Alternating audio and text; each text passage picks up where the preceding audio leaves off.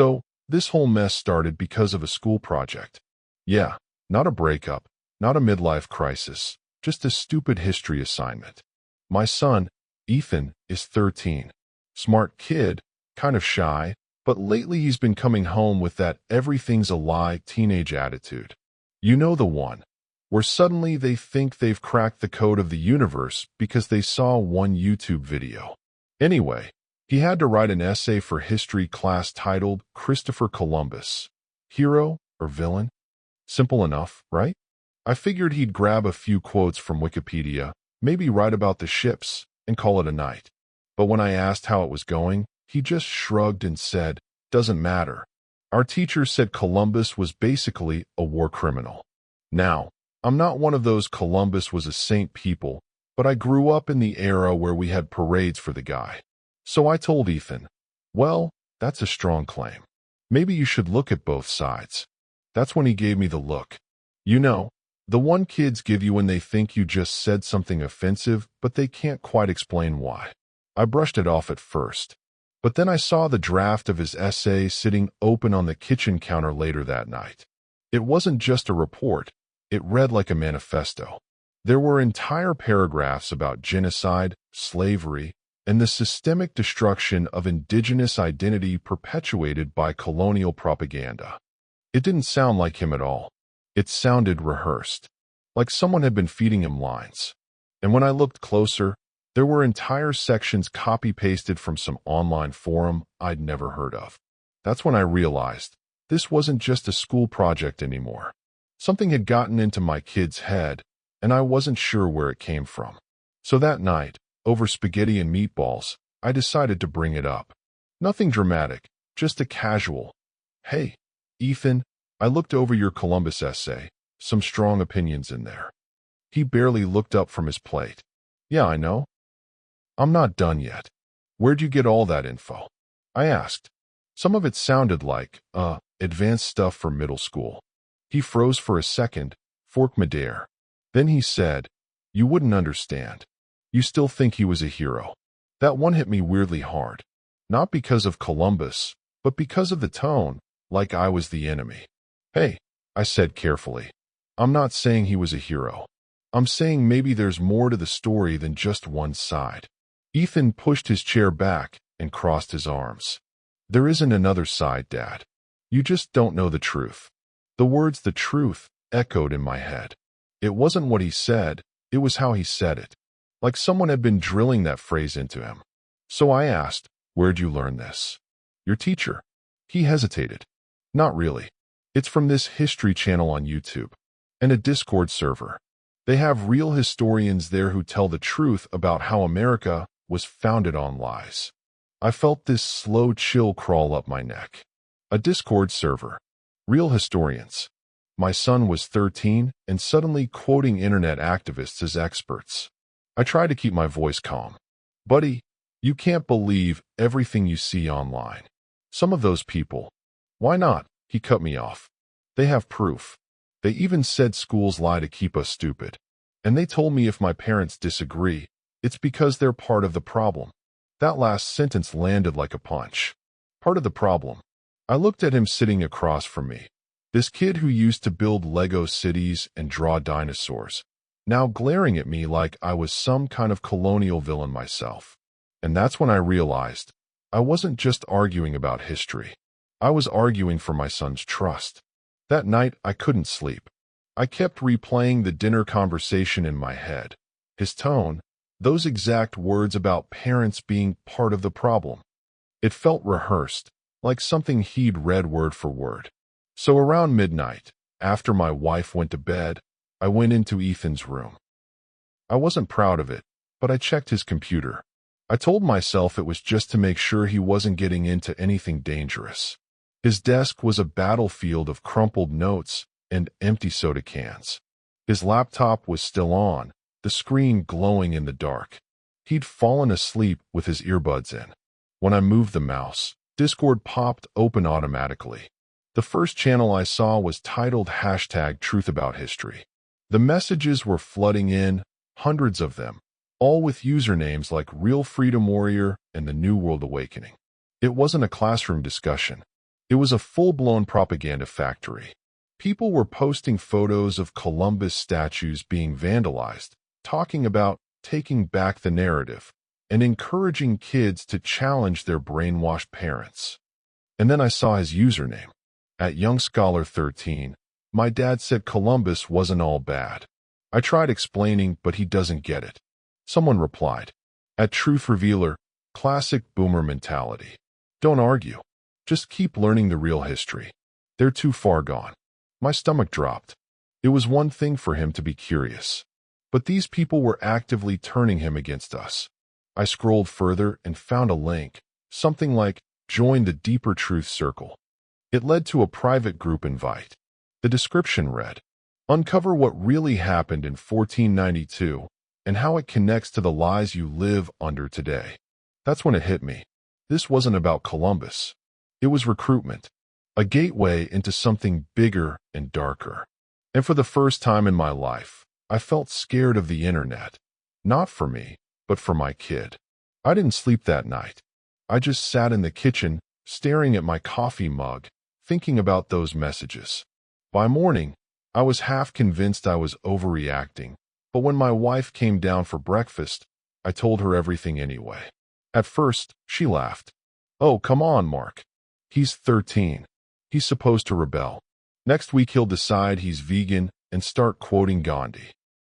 But when I mentioned the private Discord group and the way they told kids not to trust their parents, her face changed. Wait, they actually said that? Yeah, I said quietly, word for word. And he's in it. He's calling me part of the problem, just like they told him to. She frowned. Maybe it's just some edgy teenagers messing around. I shook my head. These weren't kids.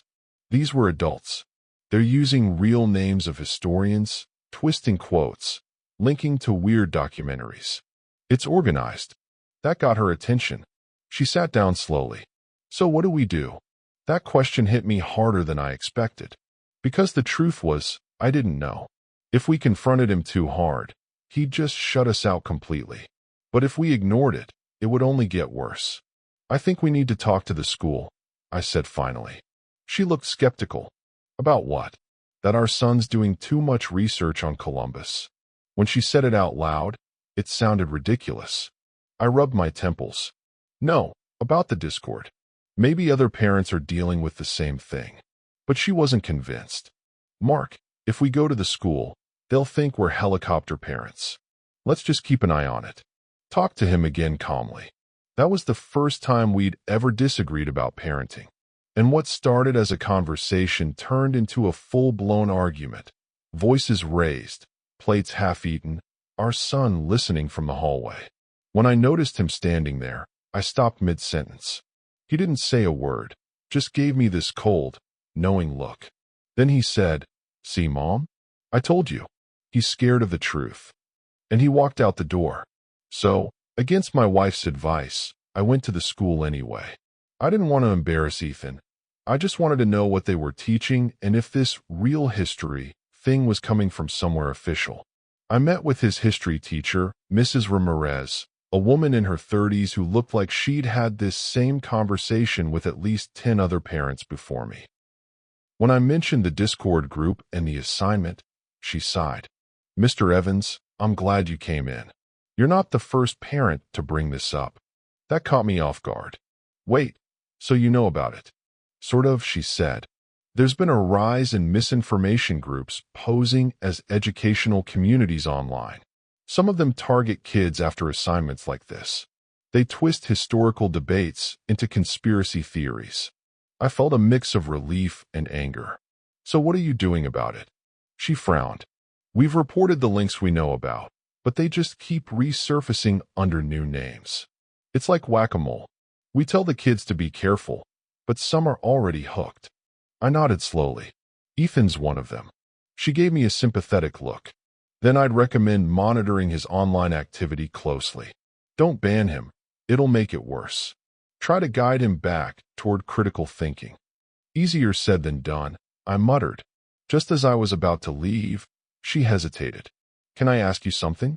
Has Ethan mentioned a user named The Navigator?" That stopped me cold. "No, why?" Her face tightened.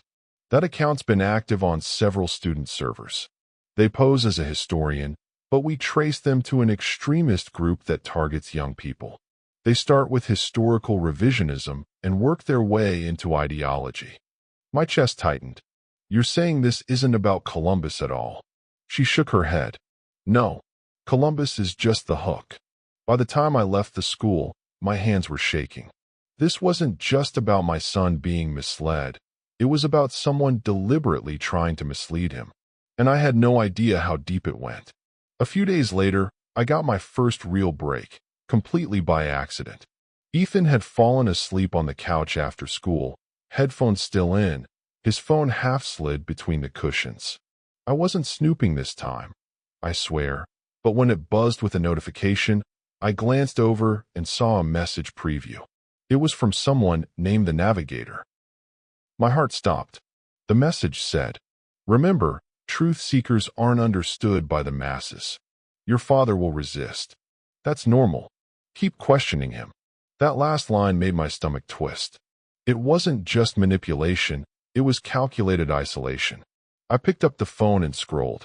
The entire thread was a mix of historical facts and emotional conditioning. Stuff like, "They've hidden history to keep you obedient. The world needs young leaders who see through the lies. Don't let family stop your awakening." Mixed in with those were links to research papers that, when I clicked them later on my own laptop, led to fringe websites filled with revisionist garbage and political extremism. And there were audio messages too. The Navigator's voice was calm, professional, almost soothing. It reminded me of a podcast host. They spoke with authority, like someone teaching a class. When Columbus landed, he didn't discover America. He triggered a system still controlling you today. It was all designed to sound intellectual, but underneath it was anger, resentment, and paranoia. I put the phone back before Ethan woke up. My hands were shaking so badly I nearly dropped it. When he stirred, I pretended to be scrolling through TV channels, but my heart was racing. He yawned, rubbed his eyes, and mumbled, "Did the Navigator post again?" That was when I knew he was in deep. He wasn't just listening, he was following. That night, I made a decision. If I couldn't pull him out from the outside, I was going in. That night, once everyone was asleep, I sat in the glow of my laptop screen, staring at the Discord invite link I'd copied from Ethan's messages. My heart was hammering like I was about to break into a locked room. Which, in a way, I was. I clicked it. A loading circle spun for a second. Then, "Welcome to the New World Truth Society." There were hundreds of members. The channels had names like #HiddenHistory, #TruthFiles, #ColonialLies, and, creepiest of all, #AwakeningSteps. The chat was buzzing nonstop. People were sharing documents, posting old paintings with conspiracy captions, and arguing over whether modern schools were part of a colonial mind program. But what struck me wasn't the content, it was the tone. Everything was framed like a mission. Like these people weren't just learning history, they were recruiting soldiers for truth. Then came the pinned message from the Navigator. "Welcome, new scholars. We are not here to hate. We are here to awaken. The ones who question are the ones who lead. If your family resists, it's because they fear your potential." It was terrifyingly clever, warm, inclusive, almost spiritual. The kind of language that makes lonely kids feel special. I watched as members posted screenshots of their debates with parents and teachers. Each time, the Navigator would respond with praise, "Excellent resistance. You handled that perfectly." Truth is never easy. I didn't post anything at first. I just lurked, taking screenshots, saving usernames, trying to find out who was behind this. But when I clicked on the Navigator's profile, all it said was, "Historian, Researcher, Reclaimer of Truth, EST 2017. And then, as if they somehow sensed me there, a private message popped up. "The Navigator. Welcome, friend. I see a new mind among us. What brought you here?" I froze. My fake username was CuriousDad77. I hadn't posted a word. I typed back. Just learning. The navigator. Good. Curiosity is the first step to awakening. Tell me, do you have children? I stared at that line for a long time. My finger hovered over the keyboard, and all I could think was, they know exactly who they're looking for. I don't know what possessed me to keep replying. Maybe it was fear. Maybe curiosity. Or maybe that sickening mix of both that comes when you realize something dangerous is crawling toward your family, and the only way to stop it is to let it get close. So I typed, yeah, I have a son. He's been learning from your group. There was a pause. Then the navigator replied, then perhaps you've seen the resistance truth creates. I swallowed hard. I've seen confusion, I wrote. Anger. He thinks I'm lying to him. That's not anger, friend. The navigator responded. That's liberation. You must understand, when someone learns how deep the deception goes, they feel betrayed by the world. That's the first stage. The first stage. Like they had a manual for this. I decided to push a little. You're telling kids to distrust their parents. Don't you think that's wrong? Another pause. Then came the reply. We don't tell them to distrust. We tell them to verify. If their parents are truthful, there is nothing to fear. Are you afraid, Mark? My blood went cold. I hadn't used my real name anywhere. I typed, how do you know my name? You told us without realizing it, they wrote. Children share details. Connections reveal truths. You care deeply about him. That makes you predictable. I could actually feel my pulse in my ears. Then, as if to twist the knife, they sent one last message. Your son is bright. Don't fight him. Join him. You might finally see the world as it really is. And just like that, they went offline. I sat there staring at the screen, every instinct screaming at me to pull the plug. But part of me couldn't move. Because deep down, I realized what they were doing. They weren't just recruiting my son. They were studying me too. 2 days later, everything blew up, literally and emotionally. It started with a small argument that spiraled faster than I could blink. Ethan had gotten a new assignment from his online study group. They told him to present the untold history of Columbus at school, complete with slides from their so-called research archive. When I asked to see them before he turned it in, he snapped. You don't get to censor the truth, he yelled, slamming his laptop shut. Ethan, I'm not censoring anything, I said, trying to keep calm. I just want to make sure you're not putting yourself in a bad spot at school. Some of that stuff isn't accurate. It is accurate, he shouted. The navigator said the teachers would say that. You're proving him right. That name again. My wife came running in from the kitchen, hearing the shouting. She tried to step between us, but Ethan's face was red with frustration. You're both just blind. He said you'd react like this, protecting lies because you can't handle the truth. I looked at my wife, and she looked at me, both of us completely lost. Our sweet, quiet kid had turned into a stranger parroting someone else's words. Finally, I said, give me your laptop. Just for one night. I need to understand what you're seeing. He froze, his eyes darting between us. Then, before either of us could move, he grabbed his laptop and threw it. It hit the wall and cracked. The room went silent except for the faint buzzing of the broken fan inside the computer. My wife gasped. Ethan's chest was heaving, tears pooling in his eyes. I hate this house, he muttered, and then he stormed out the front door. I ran after him barefoot, yelling his name, but by the time I got outside, he was already halfway down the block, disappearing into the dark. That was the longest hour of my life. We found him at the park, sitting on the swings, shivering in his hoodie. When I approached, he didn't look up. Dad, he said quietly. The navigator told me this would happen, that I'd lose you before I woke up. That broke something in me. I didn't care about Columbus, history, or ideology anymore. I just wanted my son back. After that night, I knew I couldn't just reason my way through this anymore. Logic wasn't enough. This wasn't a debate, it was psychological warfare. So I came up with a plan. Not as a father, but as someone fighting to reclaim ground that had been quietly stolen. The next morning, I called in sick to work.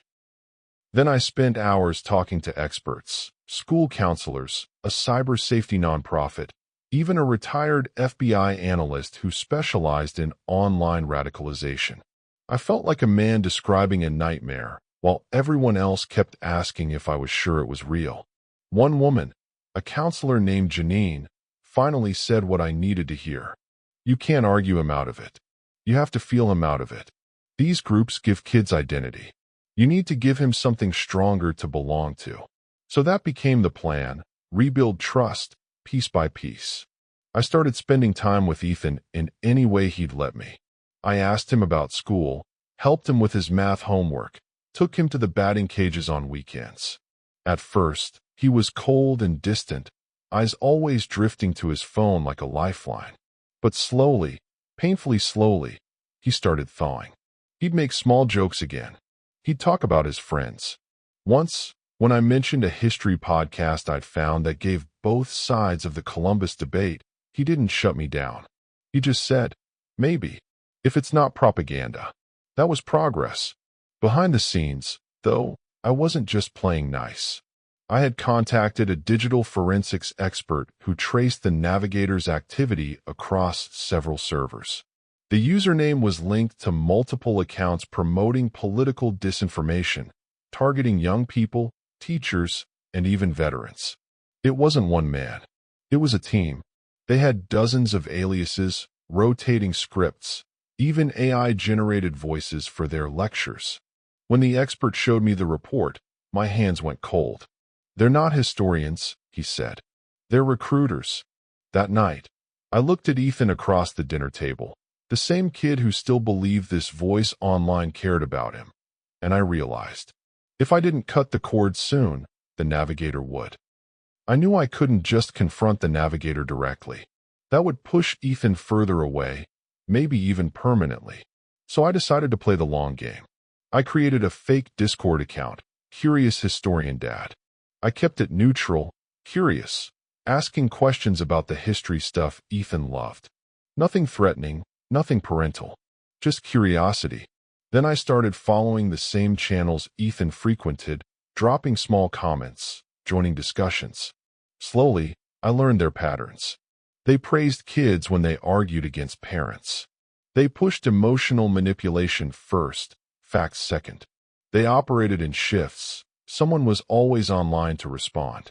After 2 weeks, I sent a subtle private message to the navigator. I'm interested in learning more. I think my son would benefit too. Can I join your private circle? I didn't expect a reply. But of course, they replied almost immediately. Excellent. Knowledge should be shared. Invite sent. Remember, true seekers are rare. When the invite arrived, it gave me access to the inner circle. Everything I'd feared was real. They had guides, voice messages, even interactive missions for kids to recruit others. I documented everything, screenshot by screenshot. Then, I began nudging the conversation subtly. I want to help kids learn responsibly. Can we collaborate on historical accuracy? The navigator's response was fascinating. They wanted me on board. They thought I was a potential recruit, someone whose son they could use as leverage. I played along for 2 full weeks, careful never to break character. Then came the night I planned to end it. I sent a message. I've compiled my findings for the group. Where should I upload the report? The reply: private channel. Upload now. We'll review together. Instead of uploading, I sent everything, screenshots, usernames, voice recordings, schedules, to the cyber safety nonprofit and the school's IT department. I held my breath. Then I logged off and prayed it hadn't tipped Ethan off. The next morning, the servers were gone. Dozens of accounts deactivated. Multiple admins banned. The private channels vanished into digital dust. Ethan came downstairs that morning, still quiet, still tense. I hugged him without saying anything. He stiffened at first, then didn't pull away.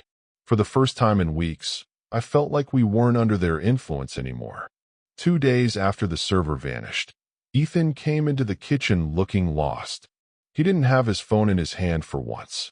He just stood there for a while, staring at the floor, then finally said, Dad, did you do something? I froze mid-sip of coffee. What do you mean? He frowned. The navigator's server is gone. Everyone's panicking in the backup chat. They said it was infiltrated. I set my mug down slowly. Ethan, He interrupted, his voice trembling. Did you do it? For a second, I thought he was angry. But his eyes weren't full of rage anymore. They were full of confusion. Like the ground under him had vanished, and he didn't know where to stand. I sighed. Yeah, I did. I couldn't sit by and watch someone manipulate you. He didn't move, just stared at me. You don't understand. They cared about me. They listened. They made me feel like I mattered. That one hit me hard. I'd been so focused on saving him, I hadn't stopped to realize what he was actually getting out of it. Connection, attention, validation. Things that, maybe, I'd let slip through the cracks. I know they did, I said softly. But that wasn't real, Ethan. They made you feel special so they could use you. He looked like he wanted to argue, but didn't. He just sat down across from me, shoulders slumped. I thought I was helping people, he whispered. Like, waking them up. You were trying to help, I said. You just got pointed in the wrong direction. He was quiet for a long time. Then, barely above a whisper. Was any of it true? That question hurt the most, because the honest answer was some of it was. Twisted half-truths are always the most dangerous lies. Some of it, I said carefully. But truth without context can be just as dangerous as a lie. Columbus was complicated. History is complicated. The world's not made of heroes and villains. It's just people. He nodded slowly, wiping his eyes with his sleeve. The navigator said the same thing, except they acted like they were the only ones who knew the real version. That's the difference, I said. Real truth doesn't need a leader. He looked up at me then, really looked at me, for the first time in months. And when he said, I'm sorry, it didn't sound like a kid apologizing. It sounded like a person trying to come back to himself. I thought once the server was gone, everything would go back to normal. I was wrong. Ethan came home from school the next day, and the whispers had already started. Kids had screenshots from the Discord server. Some were mocking him. Others were curious, asking questions he didn't want to answer. He shut himself in his room for hours, and I felt helpless. All the progress we'd made seemed fragile, like a sandcastle being washed away by the tide. Then came the unexpected part. One of his friends, Mia, knocked on the door. She had been in the Discord group too, and her parents had intervened like we did. She told Ethan something that surprised me. It's not your fault. We were all fooled. The adults are just trying to protect us. For the first time, Ethan realized he wasn't alone. He wasn't some tragic outlier. Other kids had been manipulated too. That realization changed him. Slowly, he started talking again, not just to me, but to his friends. They debriefed together, comparing notes on what was real, what was exaggerated, and what was outright lies. At school, the principal even held a short seminar about online misinformation for all middle schoolers. Ethan participated quietly, but I saw the spark of pride in his eyes. He wasn't just a victim anymore. He was learning to process, to question critically without being controlled. At home, we established new rules about internet use, guidelines, not bans. Phones were allowed, but we discussed everything together. I didn't want him hiding behind devices anymore. And slowly, we began to rebuild trust. It wasn't instant, and it wasn't perfect. There were setbacks, arguments, and stubborn silences. But every day, Ethan seemed more grounded in reality and more himself. After all of this, I've had a lot of time to think, not just about Columbus, not just about Discord, but about parenting, trust, and the fragile way we pass knowledge to the next generation. First, I learned that the internet can be a battlefield for young minds. Ideas are powerful, yes, but manipulation is stronger, especially when it's wrapped in a sense of belonging. I had underestimated just how convincing a voice like the Navigator could be, and that nearly cost me my relationship with my son. Second, I realized that confrontation doesn't always work. Arguing facts at a kid who feels emotionally invested is almost useless. You have to meet them where they are, emotionally, not just intellectually. You have to rebuild trust slowly, step by step. Third, I learned the importance of staying calm under pressure. If I had acted out of anger, I might have pushed Ethan further into the group's influence. Planning, patience, and observation became my tools, and even then, it was terrifying. And finally, I learned that truth isn't always black and white. Columbus was neither purely hero nor purely villain, just as my son's experience with the navigator wasn't purely good or purely evil. Life is complicated, and sometimes you have to wade through the gray to find the solid ground. Most importantly, I learned that love and presence matter more than lectures. Showing up, listening, guiding, even when it's scary. That's what saves relationships. So here's my advice to anyone who might be in a situation like mine or fears it. Pay attention early. You might notice subtle changes in behavior, new obsessions, or unusual secrecy. Don't dismiss them as teenage rebellion. Stay calm and present. Anger or threats push kids further into online echo chambers.